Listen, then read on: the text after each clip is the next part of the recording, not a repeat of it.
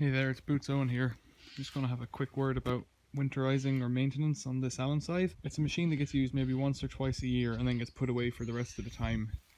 It's near the sea, so it gets a lot of salt air, and really the important thing then is rust on the blade and the moving parts. Everything in it is quite robust, you know, it's not like a modern machine that's made out of tin plate, although it does have some tin. The forestry guards are made of tin plate, but they're not really a critical part, they're just more of a shield, and that one is a bit broken. So you'll see that some of the parts of this are quite shiny. I've put some oil here, I've put a lot of oil on here, and I just have a jug with some engine oil, used or new, it really doesn't matter. New's better if you want a cleaner machine, but old's good too. I've just splashed it all across the blade, top and bottom, and then moved the blade across and then done it again, so I'm trying to get as much as possible of it. And the blades on this Allen Scythe, they're quite interesting. I wonder if we can see it in here. You can see this is the cutting blade here that moves back and forth, and it's, even though it's pretty chewed up, it still cuts quite well. And then here on the teeth, you've got two layers, so you've got the tooth itself, which is this bit underneath, and then on top you've got this little piece of hardened steel that acts as like the back of a scissors. So most of the cutting happens right to the back of the tooth, so that's the bit that's going to wear out first and then need to be filed down more, or sharpened more with a sharpening stone rather than a file perhaps. Really, these are quite a clever machine in that you could replace every set of parts on it. You could get a set of new teeth and then and a set of rivets, and you'd put the rivets back onto the bar that slides underneath. You could replace everything. You could replace individual teeth because they all bolt on individually. On this trip I managed to lose one of the nuts off one of these clamping brackets. So I have the bracket, I found that, but I haven't found the nuts. So I've got to get some new nuts for that for next time. So I put a liberal splash of oil all along the blade. Any kind of nuts and bolts that I might want to take out in the future, I've put it on the ratcheting mechanism on each wheel.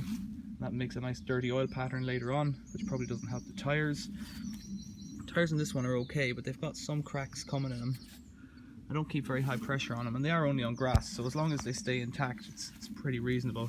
I've put a splash all over the carburetor, which is not really so much to protect the metal, but it's just to protect the nuts and bolts in the carburetor, because they're things you do need to slacken off from time to time to clean it. I used to put some on the exhaust bolts as well, but what I noticed this time when I started it up was that I got a huge cloud of smoke, and that's just because the oil has to burn off, and you don't really want that. It's just bad for the environment. The environment's a funny thing, so you pick your own level really, don't you?